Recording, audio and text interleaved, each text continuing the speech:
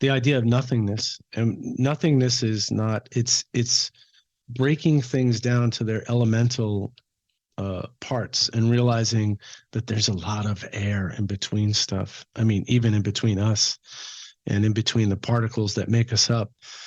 But realizing that there is interconnection, that my actions have impact, and that there's a connection between me and other people, and me and the world around me, and all of the phenomena. It's not like I think we often feel alone and separate. And it's okay I think it's a good thing to feel humble and small, but a part of things. Are you curious about discovering ways of making your life better? Then welcome to my podcast. I'm Bob Nickman, and this is The Exploding Human.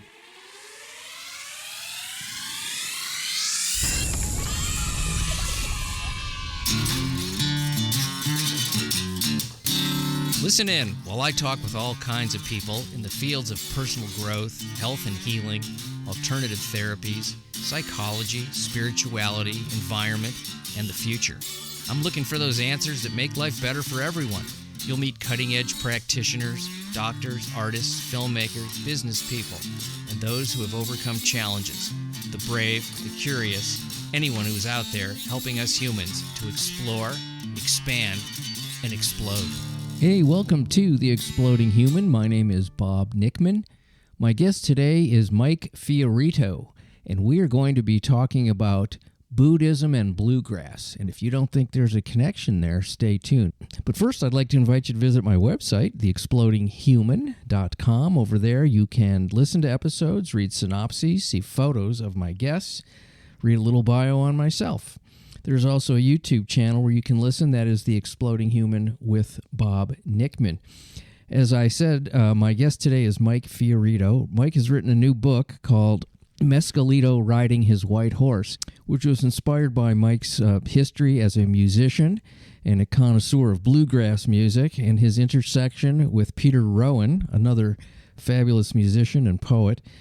And this led to a connection between Buddhism, bluegrass music, the soul, the spirit, and what it means to be a human being. And it's a really interesting discussion. The book is very poetic, esoteric, eclectic, and fun. And Mike and I have a lot in common, both having played music for a number of years. And Mike grew up in Brooklyn, so his connection to bluegrass seems a rather odd one, but it is there. So he has woven together a tale of connection between what I would consider disparate things, but it works. And it's really to me what art is about, the connections between things that ordinarily on the surface might not seem that way. So please enjoy this interview. This is Mike Fiorito. Hey, good morning, Mike. I'm so glad you're here, and I really appreciate your time. And thank you for having me, Bob. It's a joy to be here, and it's great to see while the spring is blooming here, the palm trees in your sky, in your world. So you're a musician and an author, and what intrigued me about when I was contacted about having you on the show is your book.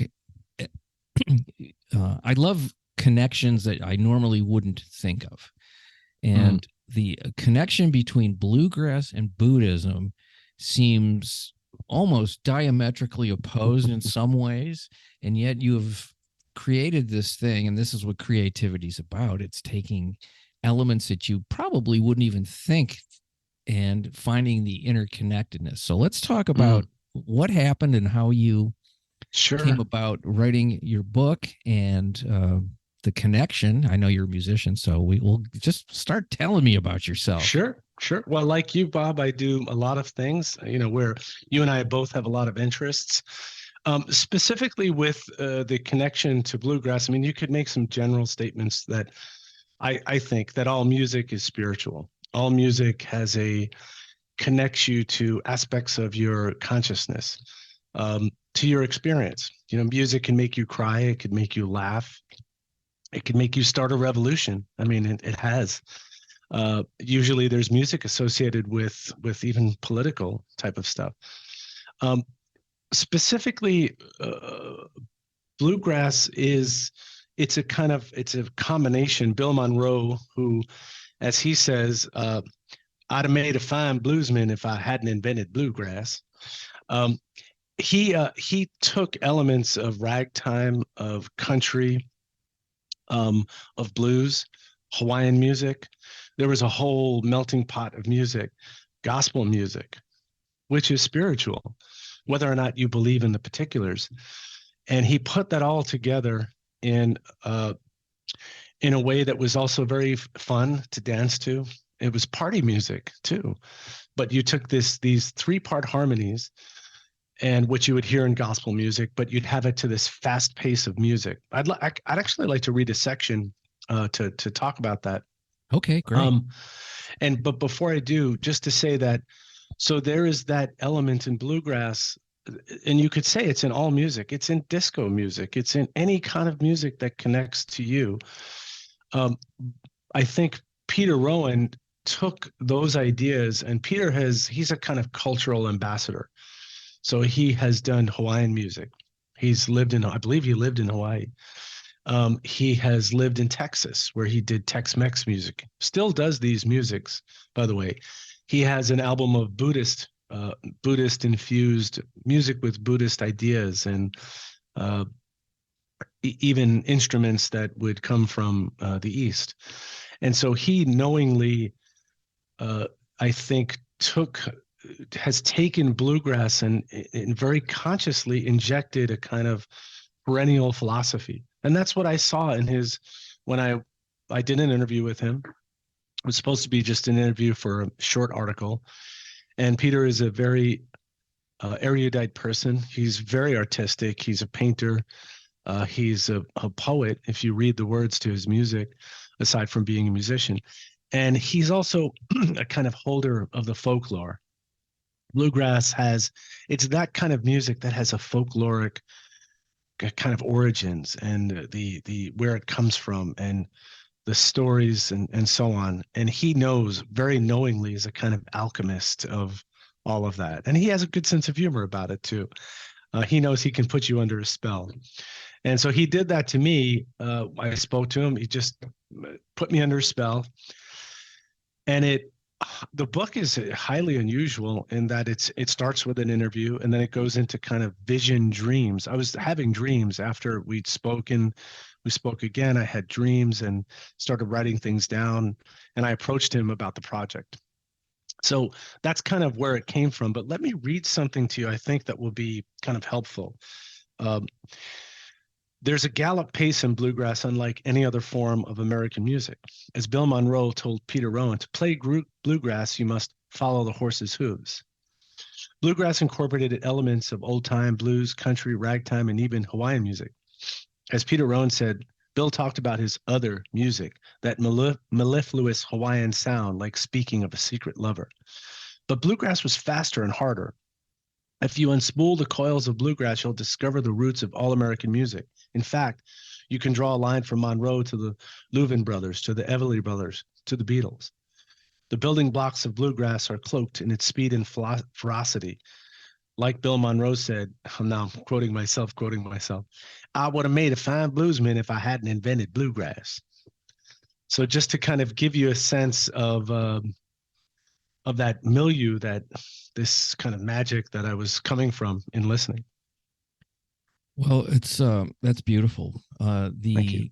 There's a feeling when I listen to certain types of, and I'm going to just use the word country music, but bluegrass kind of comes into that, particularly some of the Bill Monroe stuff, who's just unbelievable. It's and it's not the kind of music I grew up with. Right. I don't have a lot of it that I listen to. But when I listen to the real guys, is what I call them, yeah, there is you get the sense of, and I'm going to try to make this sort of more feeling oriented, a certain density to the air in the South almost, and it's like a thickness, and there's a little bit of sadness in there, even with the galloping beat. There's the underpinnings of human struggle. Even in the joyous stuff, I can sort of, when it's done the way Bill Monroe did it, And there's a truth underneath it that you feel in that type of music, and really any music, almost any music, that when that comes through and that hits the human heart and the human soul, you kind of go, oh, okay, I know. You can't really put words to it. That's why I'm having a struggle even talking about it, because there are no actual words, but there's a vibration to the air that, and I'm not just talking about the musical air. I'm just talking, like, I feel like when I've been into like the climate in the South, it moves differently. Time moves slightly differently than where I grew up, which was in northern Ohio, which is a different sort of industrial, Midwest kind of a feel. The South has a whole different thing going on. Like Texas has a thing, Hawaii has a thing. And so the cultures come through in the music, obviously, that's what's going to happen. So now you're bringing in this Buddhist idea and these spiritual ideas, which are universal concepts, to bluegrass. I find that's just so, I don't know, these things are sort of hard to talk about in some ways because you can't really quantify it exactly. And in a sense, music is what you can't talk about, because in a sense and that's what I write about in the book, is that it sort of precedes language. I was super fascinated by, I was reading books about birds while I was writing the book, or before I started writing the book. And it's sort of, I started listening to birds. I'm a city guy. I'm an urban guy. I grew up in New York City. I lived in California for a while. I lived in the Bay Area. But there's something that's it's like pre consciousness. It speaks to you, the sounds of rivers, the sounds of wind, the sound of that palm tree that's not making a sound, blowing in the wind. I should add too that when I looked up, so when I did that initial interview with Peter, I was looking through his catalog, and there was an album called Dharma Blues, which I hadn't listened to over and over again until I did the interview. And that album has Buddhist themes, Buddhist concepts. But I should also add that there was a very peculiar thread of coincidences that led me to Peter and to that album and to this book. I have a friend who's an artist, Juan Carlos Pinto, and Juan Carlos does these portraits. He'll make them out of MTA New York City subway cards, and he'll do beautiful portraits and also landscapes and pictures of birds. He did a series for the Audubon Society. He did one portrait of, there's a guy, Ernie Panicoli. Ernie is a hip hop photographer. So he grew up, he grew up in Brooklyn. He was in the military. He found himself in the village in the 70s, just getting interested in photography. Anyway, he became, he's an iconic hip hop photographer. He's also a Buddhist and an interesting guy. Ernie, when I did an interview with him after I found this portrait that Juan Carlos did, but this is a little bit of a kind of impossible series of events, but it makes sense. And I write about it in the book, that when I saw this portrait that Pinto did of Ernie, and I looked at the eyes that were alive in this portrait made by MTA cards, and I said, who's this guy? He told me. I reached out to Ernie. I did an interview with him. Then Ernie introduced me to this woman, Yongchen Lamo, who is a Tibetan singer. She plays Finnish, film player, all kinds of stuff. She played on Peter Gabriel's label. She then introduced me to Peter Rowan. So I guess my whole point with that is there's these series of completely improbable events, and that led up to meeting Peter, and that theme of it follows through the book. This kind of, it was fated to happen. And, the stories and the music are whispered from lips to lips. And there's this passing down of knowledge in the form of music, in the form of wisdom and knowledge. And so that's what this kind of mysterious thing grabbed hold of me. And it really did. It choked me for a period of time, and it squeezed the book out of me. And I showed it to my wife, and I said, well, the first drafts, what do you think? She said, well, it's kind of far out.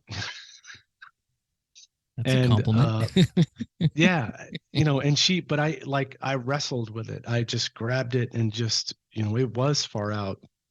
It is kind of, but I think people get it. They understand. If you know Peter, if you know Peter's music, if you know how he's embraced bluegrass, and you know his interest in Buddhism, I think you get this amalgam, this bringing together of disparate subject. It almost sounds like it's a meeting of prose and poetry, is what it feels like, the way you're describing it. It is, and I would like to read another section to you just to give you a kind of feel. Yeah, I started to, as I began writing the book, I started to do research.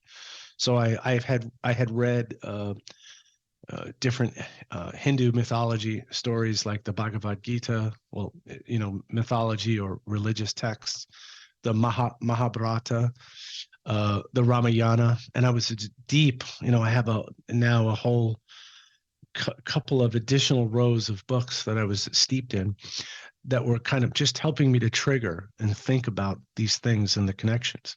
So I wrote this, and let me preface that I'll say earlier in the book, when I spoke to Peter, from out of his mouth came kind of these cosmic revelations, things bigger than what he was saying, connections to things you and I grew up with, that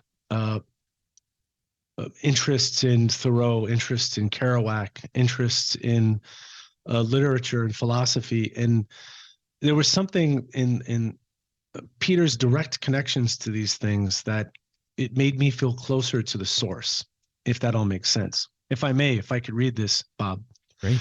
So this is called The Vortex, and you're going to say, what the heck is this doing in a in a bluegrass book? One day when Rama was playing with the other sons of the cowherds, his mother, Yasoda, received a report from the other boys. Rama has eaten dirt, they told her. Yasoda slapped Rama's hand, scolded him, and said, naughty boy, why have you secretly eaten dirt? Rama replied, Mother, I have not eaten dirt. They are lying. If you think they speak the truth, look at my mouth yourself. Open your mouth so I can see, she demanded. He opened his mouth. Peering in his mouth, Yasoda saw trees of every kind, loams of mycorrhizal fungi that web across the earth, blue and red oceans on different planets. She saw the wind and lightning and the moon and stars, Jupiter and Mars, and the zodiac, and the space between space. She saw how one can master their senses as well as how sentient beings can be conquered and destroyed by their senses. In Rama's gaping mouth, Yasoda saw the multiverse, beings from other realms. She saw all times and places. She beheld all nature and action and hopes. Suddenly, she remembered her own little village and her world. Then she felt small, claustrophobic. Confused and frightened, her mind began racing. Is my world small and stupid? Am I a fool? Am I imagining all this? Is my son a god? If he is a god, I will bow down at his feet. Yasoda sat down and began to breathe slowly. Many days passed, then decades, then eons passed. 1 million universes passed into oblivion. 1 billion universes were born. It's almost over. Still sitting, tears rolling down her face, Yasoda thought to herself, I now understand that I cannot fathom what I have seen. But she wasn't afraid any longer. I can be tricked by false beliefs such as I and you. I realize that all sentience is connected, and not just sentience, all universes are connected, interwoven, and a part of each other. When Yasoda had come to this understanding, she lost the memory of what had previously occurred. She took Rama in her arms, hugging and kissing him, saying, I love you so much, my sweet little boy. Wow, that's fucking great. Love that. Oh, thank you. Thank you. Maybe And you I want could to do relate. LSD again. It's these things are implied, implied mycorrhizal fungi.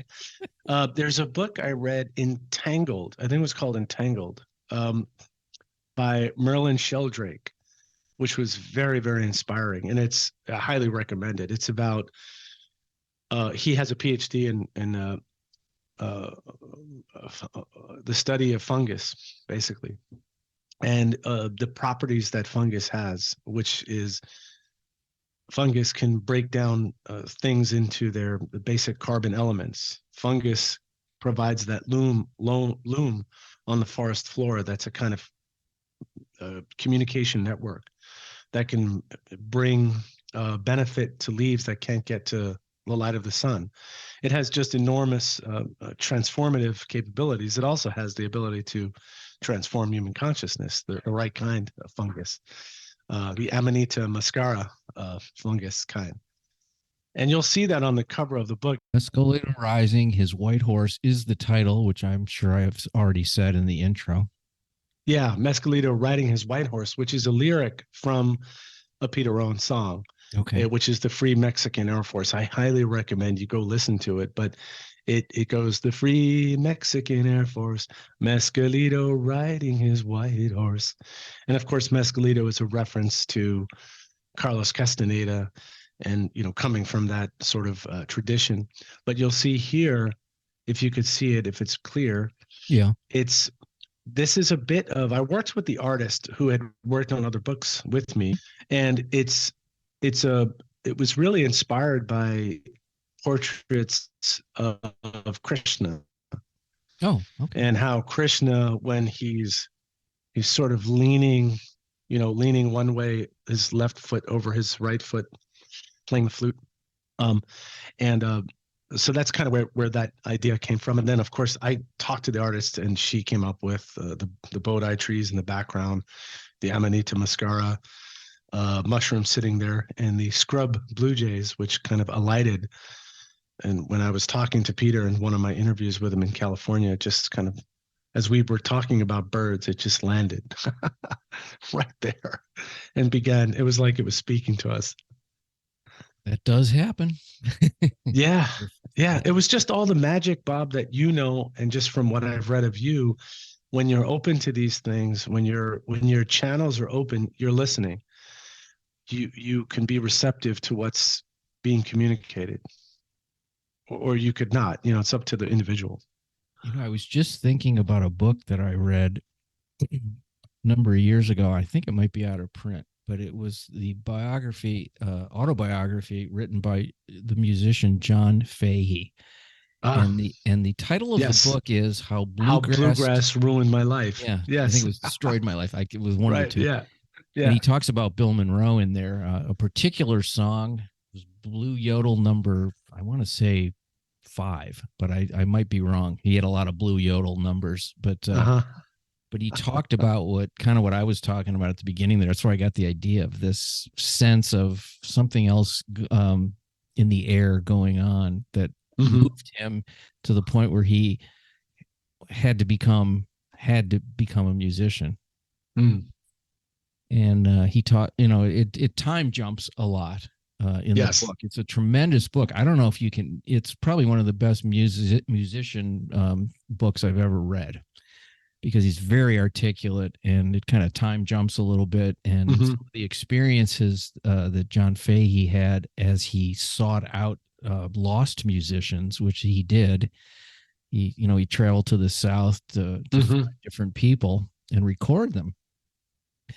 And he was pulled by the music. That's what did it. He wanted to, like you were pulled to talk to Peter. He was pulled to talk to different people down in the South that he couldn't find, and some he could find. And and some of the and there's a story in there that just absolutely, it has nothing to do with music other than he was with a musician who was Bucka White, and Bucka White was played National Steel guitar and slide, and was a great blues singer, and it's on. It's just great stuff. And he went fishing with him, and they were out in the middle of the woods, and by this creek. No one was there, and they ran out of something. Might have been beer. I don't remember. So Bucka White leaves to go get supplies of, I don't remember the supplies, whether it was beer or food or whatever. And John Fahey is fishing, and he snags this giant fish. They have these giant catfish there, and he's struggling with the catfish, and he goes into hallucinatory flashbacks of being molested. And it's the most intense description of, and he said, and then, Bucka White came back, and he said he knew that I had been through some kind of a experience that was so, intense. But it was an interesting thing. The metaphor of, and I don't think he was trying to do a metaphor, but he was just telling the truth about what happened. But that metaphor of that level of struggle to come through pain and be on the other side and then connect with this other guy, and the music was the connection, was that story has always stuck with me. I have the book. I have the book, and I don't know if you can get it. I got it, I say 40-ish years ago. I just don't remember, but something like a really long time ago. And it made a deep impression. And I've been a John Fahey fan and a Bucka White fan, kind of like the first punk rock player. Bucka White's like so intense in his singing and natural. He must have had hands like machine parts, just the way he gripped and played the guitar. And it's funny that when you were saying that, I was thinking, what was going through my mind is the rich metaphor of fishing. Jesus was a fisherman. Not saying just as symbols and myths. And in fishing, you drop your I don't know what it's called, but it plumbs the hook. The line. See, there you go. There's my city guy coming. And you drop your line into the water and into this unknown thing, and something bites. And that's how ideas work too. You just kind of plumb the line, see what happens, and then reel it back. Could be just some tin cans, or it could be a great catfish. But it is an interesting thing to go into. I guess it's an altered state, when you're playing music or writing or, doing whatever, that is a separation from this sort of harder reality, which is, who's to say what's more real? I don't know. I feel better in the other place than. I know what you mean. There's something about that happens to your brain and not just your whole being when you are receptive and you start to dig into some aspect, some creative writing or art, music. There's something that happens. It's like you reconstitute, you calibrate your mind on some level. I feel that way. I feel as if when I get into something, in a way, the writing about it is my way of explaining it to myself. Yeah. And hoping that I can explain it to you, and hopefully it's not just intellectual stuff. It has emotional, when that part I just wrote about Yasoda and Rama, and I mean, I feel the way she feels, that she looked into this thing, had this illumination, and it made her feel small. And it made her feel, man, maybe I'm just stupid. Maybe I don't get anything. Look at these wise people that are so enlightened. And then she comes to a realization that, well, maybe I'm never going to get it. And that's okay. So in other words, for me, it's injecting a personal element into these things is important. And the vulnerability of what we feel as individuals. And also the idea of feeling small in comparison to, those things that are bigger is, I think that's important. I think that least for me, there's a humility that comes when I'm in that zone that I prefer in a lot of ways to thinking I'm special. I mean, Yeah. I think I'm special in some ways sometimes, but am I the center of things? I don't think so. Mm-hmm. And it's all it is interconnected. I think that's one aspect of Buddhism that I really like, the metaphysics of the idea of nothingness. And nothingness is not, it's breaking things down to their elemental parts and realizing that there's a lot of air in between stuff. I mean, even in between us and in between the particles that make us up. But realizing that there is interconnection, that my actions have impact, and that there's a connection between me and other people, and me and the world around me, and all of the phenomena. It's not like I think we often feel alone and separate. And it's okay I think it's a good thing to feel humble and small, but a part of things. You look at the Buddhist paintings and you see the Buddha is sitting on top of many other Buddhas. So there's this kind of scaffolding, and I'm looking back into those that have come before me, and I'm connected to them. And I look to them for strength in the difficult times and even in the good times. We got to be careful of the good times too, right? Don't, when things are going well, be thankful. When things aren't going well, be thankful. Was that great line that I can't think of his name, Thich Nhat Hanh. You ever heard of that guy? Yeah, sure. Yeah. Be grateful for the uncracked molar. Yeah. Woo, damn. Think of all the crap that could be going wrong now that isn't. There is nothing worse than a toothache that slays anyone. Oh my God. Like who's gonna say that when they're walking? I'm walking to the store. Boy, am I grateful that my tooth isn't hurting. I mean, almost no one would do that, except when you think about it, that is something to be grateful for, because literally 10 minutes later, if that's happening, that's all you're thinking about. Yeah. Yeah. You're reduced to a puddle of pain. There's your next puddle of pain. Reduced to a puddle of pain. Nice that we can laugh about that kind of stuff. Yeah. Yeah. You kind of have to, right? I was thinking about when we were just talking about these different books that were impactful, and I was thinking the sort of on the other side of it, my parents had a book in their bathroom.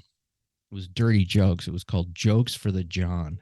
And it was all dirty jokes, and they kept it in the bathroom. I guess that was like, that's where dirty jokes belong. It's a good place for it. Yeah. And I remember reading, and the thing about the book, it was long. It was thin and long with a hard cover. It wasn't like a regular size book. It was just, and you open it up, and there was these dirty jokes. I don't even know how dirty they were. I don't remember any of them. But that stuff is equal to on the other side of being this primate. Yeah. Yeah. I was just thinking about when I had a colonoscopy, and they put air in your stomach, air gets in there when they're doing the colonoscopy, and they drug you out a little bit, and you wake up I woke up in this room with other people, and everybody was farting. That's so funny. And it was exactly, it was so funny. And I'm thinking, like, human beings we're just like, and I actually, the nurse walked by me, I could hear her, and I had this involuntary, gas explosion. And I heard her laugh. And I was like, you're not supposed to be laughing. I mean, I was still drugged up, but I was thinking, we're not so advanced in that way. We're just these, it's always funny. It's never not funny. A good blast. I mean, farting is on the flip side of all this sort of esoteric stuff, which is beautiful in who we are, but we're also these animals. Yeah. I mean, farting is funny. I mean, it's just undeniably, it's as if the fact that we can do it, there's a joke in there. There's a big cosmic joke. But I read this thing, and I think as I was reading and researching for Mescalito, there was a phrase, samsara is nirvana. So in other words, they're the same thing. The confusion and chaos is the illumination and wisdom. But it's so hard to see that. And it's not like, I can't say I'm angry and I get angry and upset and disappointed at myself. And, I haven't mastered it. And, but it's an aspiration to think about, how do you keep that where it's all funny, but it's not. It's also deeply serious. And when you go through a tough time, you realize I should listen more to people and hear where they're coming from instead of jumping on a judgment. It's a pain and suffering is illumination and joy is pain and suffering. And I'm just saying that as a Barnes and Noble's Buddhist, not as a highly practiced practitioner.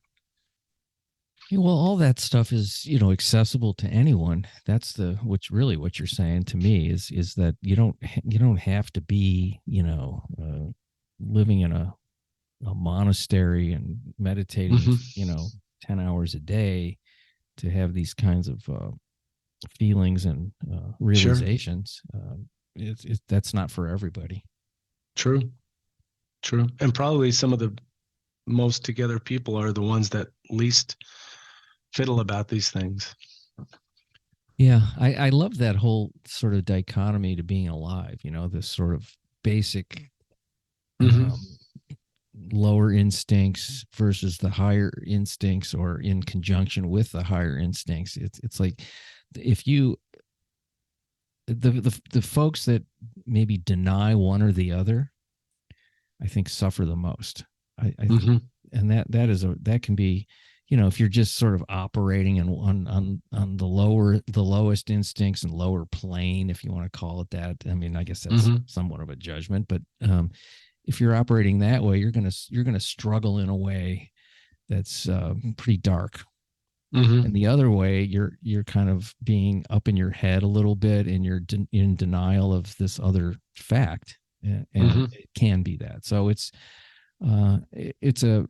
I think the energy of that conflict, I guess you call it a conflict, is where the life force kind of resides, is that vibration of those two things and everything in between. That's my Barnes and Noble lesson for today.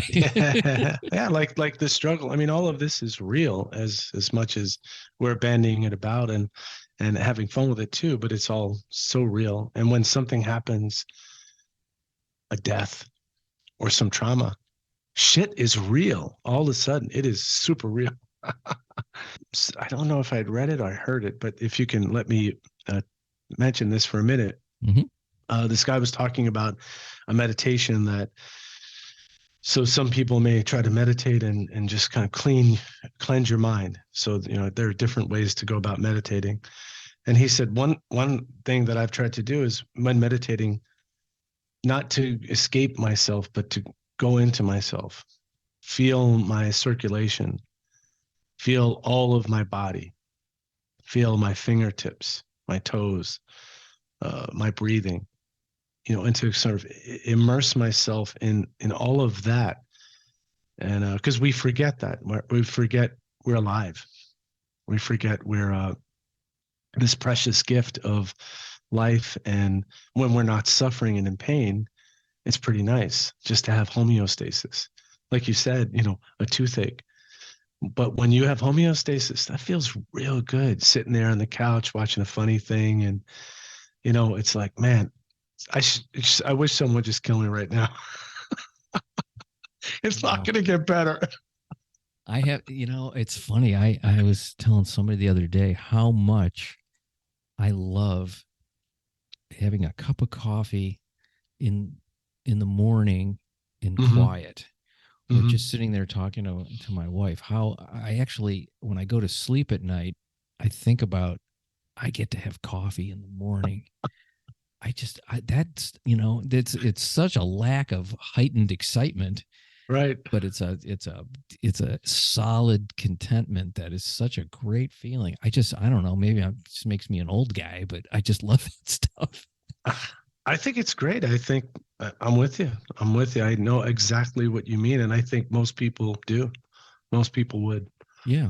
Instead of chasing something that's not there yet, being in that thing that is there and enjoying it. Yeah.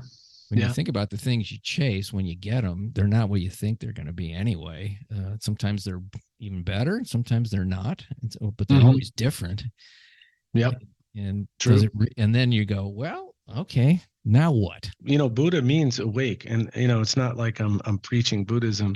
I'm more of a student, someone interested, as I am in indigenous American indigenous religions and ideas, but the idea of awake. We fall asleep every moment, and just being awake to the moment and awake here, instead of drifting off. So what I want, what I should be this. Oh, I want that. And we're all doing that all the time. We're always aloft and, on a boat in a chaotic ocean, and we're going this way and grabbing that way. And instead of finding that center, coffee in the morning with your wife in silence or relatively little talk. Well, let's plug where people can get this fabulous book, because it's really a wonderful thing that you've done, and what an accomplishment to do this. And let's let people know how they can find you, and maybe I don't know if there's music to be listened to. And well, thank you, Bob. I really appreciate all of this, and just a great talk. The best place to go is it's my name, MikeFiorito.com. So that's Mike, and then F as in Frank, I-O, R as in Robert, I-T-O, MikeFiorito.com. And that has just not a whole lot about me. There's not a whole lot to say. It's more about the books, and it'll post articles and newspaper journal articles that that are current. And you can go to there to find where to get the book. It's pretty much Mescalito Riding His White Horse is pretty much available wherever books are sold online. So Amazon, Barnes and Nobles, and if you Google it, you'll see wherever you buy books, you'll find it. Now, you talked about a music accompaniment. That's something that I've talked to Peter Rowan about, and there's maybe something that will follow. And we'll see that there could be an audio component to it. And I think that would be fabulous, because it would allow people to hear what I was listening to, and to kind of get the music directly. And then there are reviews as well. There's tons of reviews on my website. So please go there, and hopefully it connects with anyone who's checking it out. Fantastic. So you heard it here, folks, MikeFiorito.com. And that's where you want to go for all things Mike Fiorito. Right. These prices, you can't afford not to buy one. But Bob, thank you so much. I appreciate what you do just in this work. And it was a pleasure talking to you and just having fun. And just like two guys talking, by sitting in a boat fishing. All about, man, one person opening up their heart to another. So thank you so much. Thank you, Bob. Much appreciation for you folks listening to The Exploding Human. Check out the website, theexplodinghuman.com, the YouTube channel, The Exploding Human with Bob Nickman. Big thanks to Mike Fiorito. Check out his book and his writing at MikeFiorito.com. Thanks for listening. Have a fabulous day.